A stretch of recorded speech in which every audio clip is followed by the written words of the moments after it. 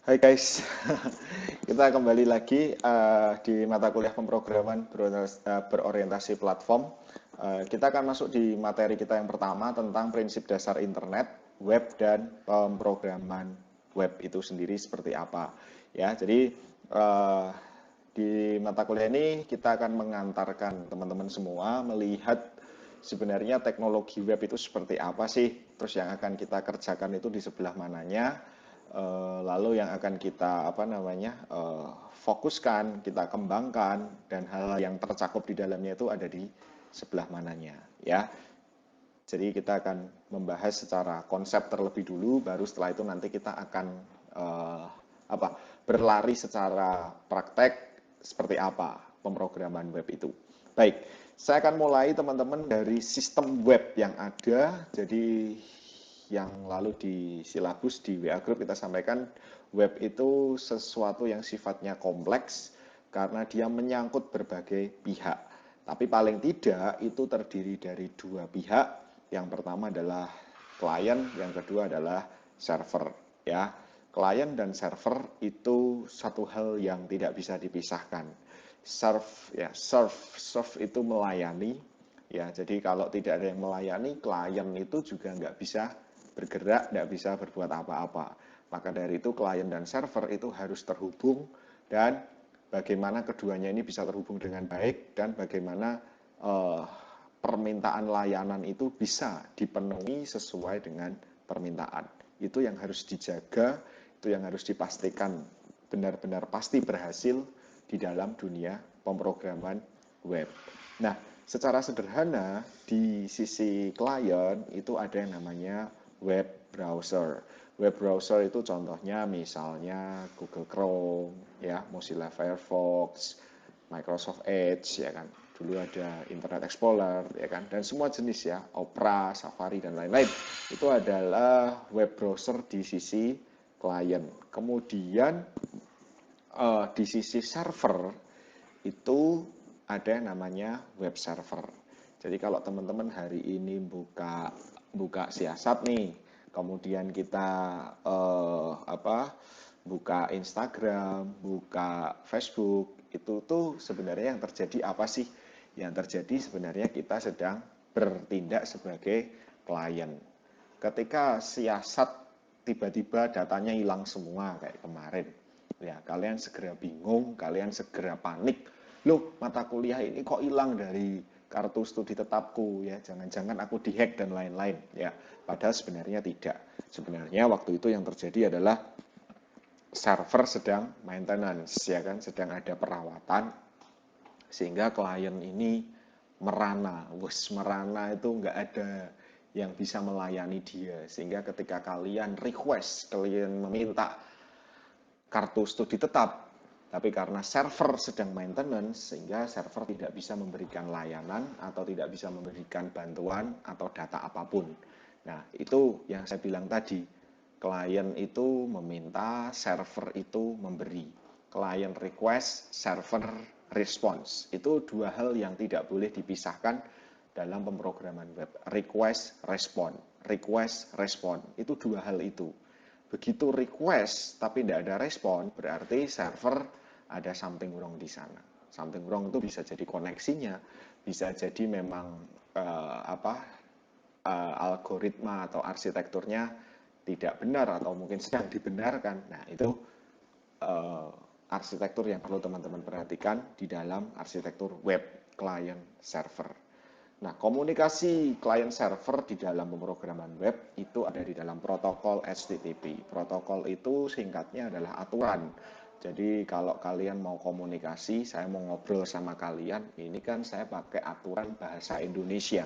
Supaya kalian yang ada di luar pulau, yang berasal dari jauh, itu tahu bahasa saya. Kenapa? Karena dalam kuliah ini kita menggunakan protokol bahasa Indonesia. Nah, hubungan antara klien dengan server itu juga harus ada protokol. Protokol itu sesuatu yang ditetapkan, kita mau pakai bahasa apa, kita mau pakai aturan apa. Nah, aturannya itu disebut HTTP. Hypertext Transfer Protocol, ya. Jadi protokol HTTP. Untuk apa sih ya mempunyai fungsi untuk mengambil atau menjalankan isi dokumen web di server dan menampilkannya di klien. Jadi data di server bisa sampai di klien itu berkat adanya protokol HTTP. Lalu lintas yang mengatur, kemudian sinkronisasi datanya itu adalah HTTP. Ceritanya seperti itu. Nah, tentu dunia website untuk saat ini cukup teman-teman, cukup booming, cukup menarik, cukup menantang untuk dikembangkan ya, karena banyak kelebihan-kelebihan ketika kita mendevelop aplikasi kita berbasis web ya. Kelebihan yang pertama adalah dapat diakses kapanpun dari manapun selama ada internet ya. Meskipun saat ini local host bisa juga diakses ya. Internet dan intranet itu adalah konsep yang menjadikan kelebihan dari sebuah website. Kalaupun intranet server saya ada di sana, tapi bisa saya buka di sini datanya. Nah, itu kelebihannya. Kalaupun internet ya juga sama.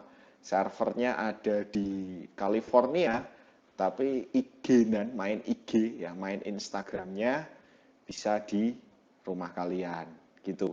Tanpa harus ngotong-ngotong itu bahasa Inggris ya. Bahasa Indonesianya adalah tanpa harus membawa komputer server punyanya Facebook, punyanya Instagram yang gedenya luar biasa ya, kayak lapangan Pancasila mungkin ya, lebih gede lagi. Kalian bawa ke rumah kan nggak mungkin ya nggak.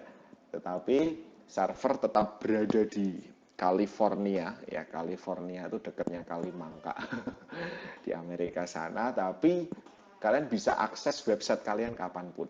Nah, itu kelebihannya, dapat diakses kapanpun. Yang kedua, dapat diakses menggunakan web browser dengan sangat mudah.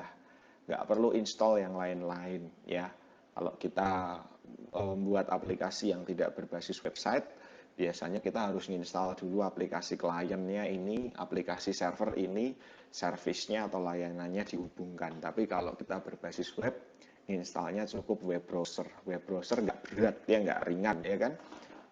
Cukup web browser dan itu sudah tersedia di berbagai device, mulai dari PC Anda, smartphone Anda, tablet Anda, ya kan. Jadi semuanya bisa, bahkan HP yang kecil-kecil pun ya, zaman dulu Opera Mini ya. Nah, selama ada Opera Mini bisa buka website.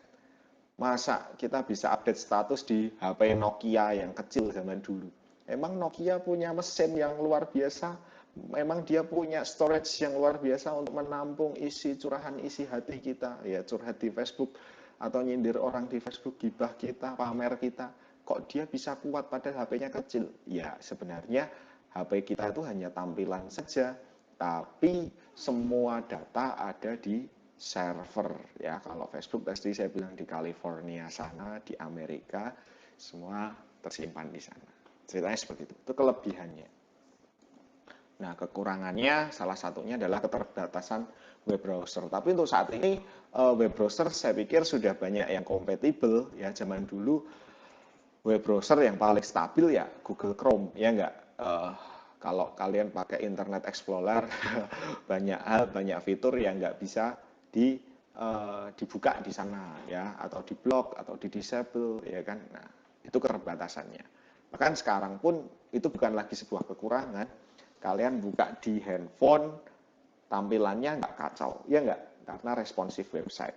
Buka di komputer sama buka di handphone, tampilannya tidak menjadi kacau.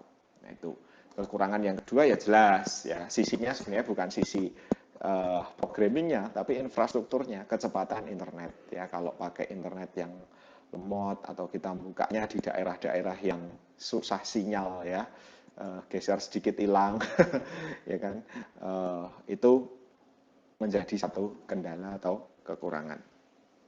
Nah teman-teman, kategori website itu ada dua. Yang pertama adalah web statis dan yang kedua adalah web dinamis ya. Web statis itu ya tampilannya selalu sama, nggak pernah berubah ya kapanpun kita melihatnya. Kalaupun berubah itu harus hardcode ya. Hardcode itu nembak di codingnya. Masa ngubah webnya, ngubah coding, itu namanya website statis. Nah, sementara itu website dinamis ya, website dinamis itu adalah web yang tampilannya nggak statis, artinya dinamis, berubah-ubah. Berubah-ubah itu ya tadi webnya itu kalaupun kita mau mengubah konten, mau mengubah isi, itu tidak harus atau tidak selalu harus ngubah codingnya gitu ceritanya. Jelas ya? Oke. Nah, web statis itu biasanya cukup pakai HTML aja ya, kan cukup tampilan aja, nggak ada back end-nya, jadi cukup front end, nggak ada akhlak, nggak apa-apa, yang penting keren tampilannya. Nah, itu namanya web statis ya. Jadi hanya HTML, terus ya sudah itu aja gitu. Itu namanya web statis. Nah, web dinamis itu ya ada HTML, tapi behind the scene-nya atau back end-nya itu ada pemrograman scripting ya, ada database ya, ada juga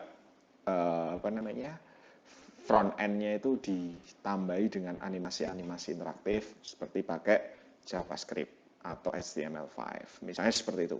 Nah, pemrograman web sendiri selain ada web statis dan dinamis, kita juga bagi dua, ada client side script dan juga ada server side script ya. Jadi script untuk client dan script untuk server itu berbeda. Jadi kalau yang di client itu script yang ditambahkan dalam dokumen HTML, dieksekusi oleh browser client ya. HTML itu bukan bahasa pemrograman karena syarat bahasa pemrograman kan paling tidak harus ada perulangan dan percabangan, ada for, ada if. HTML nggak ada for dan if-nya, sehingga dia bukan bahasa pemrograman. Ya, dia adalah scripting language, jadi bahasa script. Ya, dia nggak dikompil juga, nggak dijadikan .exe, nggak butuh compiler, dia cukup diterjemahkan, diinterpretasikan oleh browser. Notepad baca teks seperti itu ya keluar HTML datanya. Tapi web browser baca dokumen yang itu berubah jadi tampilan. Ceritanya cuma segitu aja. Itu namanya client side. Nah, server side atau sisi server script itu ditambahkan dalam dokumen HTML dan harus dieksekusi oleh server. Ya, dalam hal ini kita biasanya pakai server apa? SAM ya kan? Kita pakai SAM, kita pakai WAM, kita pakai Apache. Kalau punyanya Java kita pakai Apache Tomcat, kita pakai Glassfish ya kan, dan server-server yang lain. Nah, itu teman-teman harus dieksekusi di sana. Tanpa server nggak bisa jalan. Nah, itu baru server side script. Contohnya ASP.NET itu punyanya Microsoft, ada PHP ya, ada CGI.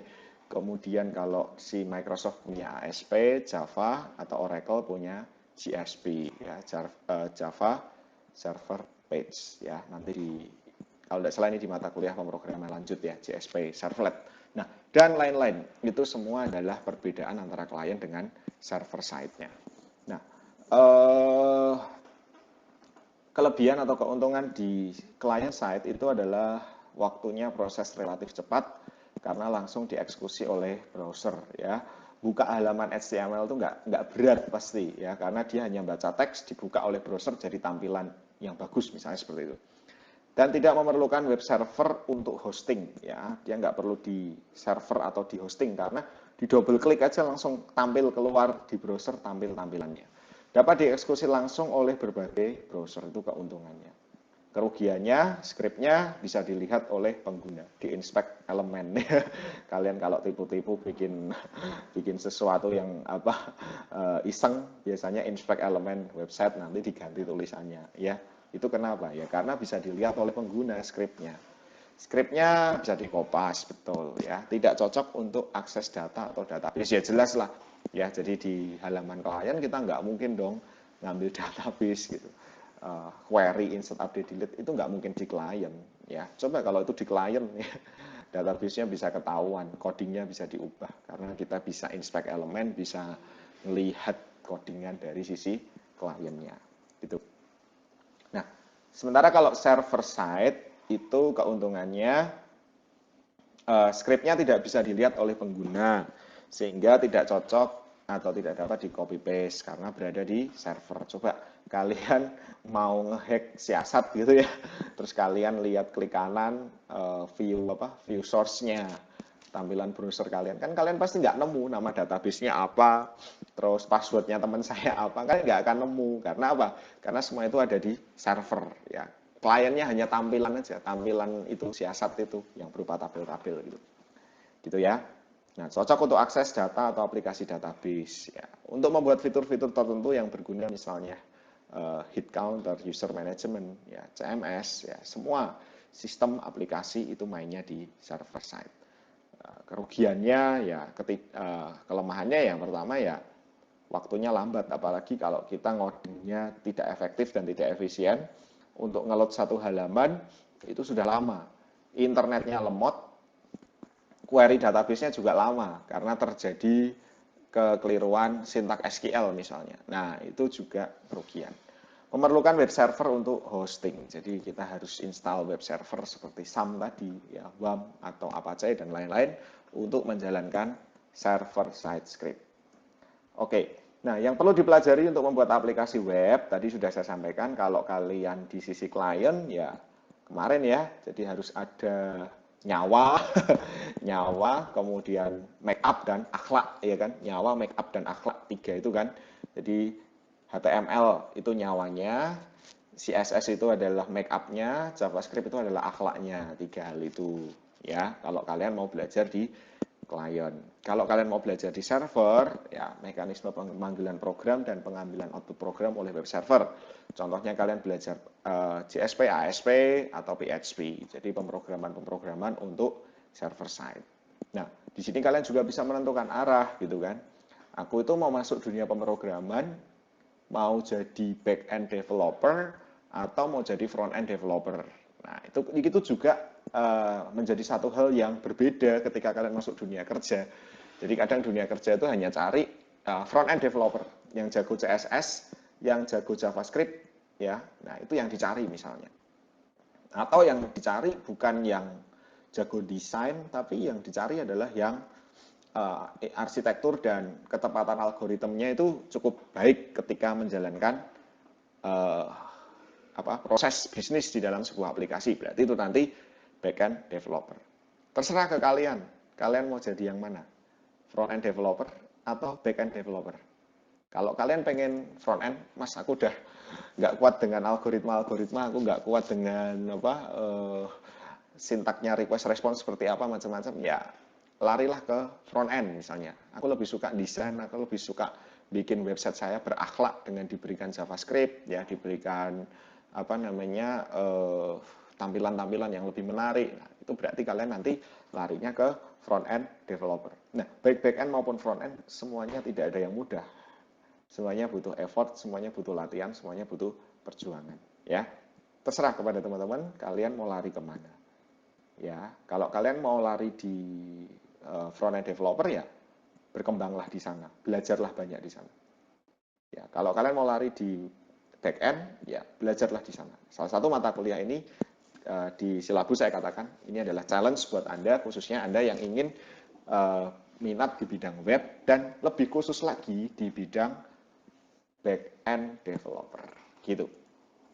Nah, ini yang saya bilang cukup rumit tadi, arsitektur website. Sebenarnya kalau kita buka web kan gampang ya, asal kuotanya ada, wifi-nya ada, kita cukup ketik https://cs1.sw.edu, terus tampilan minta name sama password kan gitu, simple. Tapi dibalik semuanya itu teman-teman, ya kalau kalian lihat di sini sebenarnya ada yang namanya tadi saya katakan dua core utama, yaitu request respon. Jadi Anda request https cs1.ksw.edu, lalu server menampilkan tampilan kan gitu ya. Nah, menampilkan tampilan itu sebagai respon. Sehingga di web browser Anda bisa menyaksikan, oh aku harus ngisi username sama password. Nah, seperti itu teman-teman ceritanya. Arsitektur website. Oke. Nah, ini tadi sempat saya singgung juga, kalau kalian mau bekerja di bidang website, ada web designer, khususnya di bidang front end developer. Kalau kalian mau jadi developer di back end atau web programmer ya, atau nanti mau jadi adminnya webnya ya, administrator, web administrator. Itu bedanya 3 hal itu. Nah, tahapan-tahapan dalam mengembangkan website teman-teman paling tidak ada 2. Yang pertama web design dan web deploying ya. Web design itu adalah proses hingga jadi halaman-halaman web secara lengkap dan siap tayang. Sedangkan web deploying adalah membuat website terpasang pada server internet. Jadi kalian desain web itu mulai dari bikin front end, bikin back end, dan dites pokoknya di localhost jalan. Nah, deploying itu adalah meletakkan apa yang sudah kalian buat itu di internet, di server, di hosting, ceritanya seperti itu. Dan dapat diakses oleh orang lain. Jadi ada 2 tahap dalam pengembangan web. Nah, dalam aplikasi mempunyai fitur untuk melakukan sejumlah teks. Untuk memenuhi tes dalam aplikasi web digunakan 1 halaman atau lebih ya. Tes dalam halaman web misalnya ada membaca artikel. Misalnya kalian buka detik.com ya, aplikasi artikel berita online gitu ya. Sebenarnya apa sih yang terjadi ya ketika kalian membaca artikel? Nah, kalian mulai dari lihat tampilan ya, kasih komentar dan lain-lain. Atau ini contoh misalnya membeli barang secara online. Misalnya kalian beli barang, kira-kira apa aja sih yang terjadi dalam proses itu? 1 misalnya menampilkan daftar barang ya yang ada untuk dipilih. Tampilkan, misalnya buka Shopee ya atau buka Tokopedia. Pertama tampil, yang kedua kalian pilih lalu isi alamat ya kan. Isi data kalian yang mau dibeli mana dan seterusnya. Nanti di halaman 3 itu resum aplikasi ya kan. Jadi paling tidak kalian mau belanja aja itu membutuhkan banyak halaman, ya enggak? Kalau kalian pakai aplikasi desktop, itu cukup 1 aja, isi ya, diisi semua terus submit selesai. Tapi kalau halaman web itu bisa saja 1 aktivitas, 1 kegiatan membutuhkan misalnya aja nih 3 halaman. Ya, contoh mau ngirim email, berapa halaman yang terlibat? Halaman login, halaman inbox kan pasti, terus halaman compose message, ya enggak? Paling enggak kan 3 itu toh yang harus kalian hadapi. Jadi di dalam web itu teman-teman kita bisa menggunakan banyak halaman. Jadi ini misalnya halaman 1, ini halaman 2. Begitu kalian klik halaman 1, ya selesai, pasti nanti harus berlanjut ke halaman 2. Halaman 2 selesai, kalian lanjut lagi ke halaman 3. Nah, antar halaman ini pun harus ada proses yang terjadi seperti ini tadi. Nah ini, halaman 1 ke halaman 2 harus ada request respon. Halaman 2 ke halaman 3 harus ada request respon. Jadi gitu terus berjalan. Nah, sehingga aliran data, aliran informasi di dalam website itu ya juga harus diperhatikan. Oke, nah minggu depan kita akan membahas secara teori maupun secara praktik gimana sih aliran data request respon antar halaman di dalam website ya. Jadi pertemuan kali ini kita cukup membahas dulu, kenalan dulu sih ya, bagi teman-teman yang belum mengenal dunia web itu seperti apa. Intinya seperti yang saya sampaikan tadi. Nah, mulai minggu depan kita akan bicara hal-hal teknis. Jadi mulai melihat dari hal yang sederhana, 2 inti utama, request dan respon. Itu implementasinya seperti apa. Request di halaman pertama bisa jadi tidak dikenali di halaman kedua. Sehingga halaman pertama ke halaman 2, halaman pertama itu bertanggung jawab untuk mengirimkan informasi di halaman kedua. Begitu masuk ke halaman ketiga juga bertanggung jawab menjaga informasi yang dari halaman pertama sampai di halaman ketiga. Jadi datanya itu harus terjaga. Ya. Misalnya ada siasat halaman pertama login. Halaman kedua daftar registrasi ulang. Halaman ketiga cek transkrip. Anggaplah itu misalnya. Ketika kalian mau ngecek transkrip, kalian anggaplah lewat halaman home-nya dulu, halaman registrasi ulang. Nah, halaman home ini ketika Anda pindah ke halaman transkrip, info, nama dan link kalian tuh nggak boleh hilang. Jadi harus tetap terjaga. request responnya. Nah, itu yang akan menjadi bahasan kita pertama di pertemuan selanjutnya, di topik selanjutnya, mengenai arsitektur web itu harus terjaga dalam satu sesi, ya harus terjaga di dalam komunikasi yang utuh. Nah, teknologinya seperti apa? Kita nanti akan membahas ketika 2 halaman saja berinteraksi seperti apa, ketika 3 halaman seperti apa, dan seterusnya. Oke, teman-teman, nanti kalau ada pertanyaan kita bisa discuss di grup WA kita, atau kalian bisa tulis di Google Classroom kita.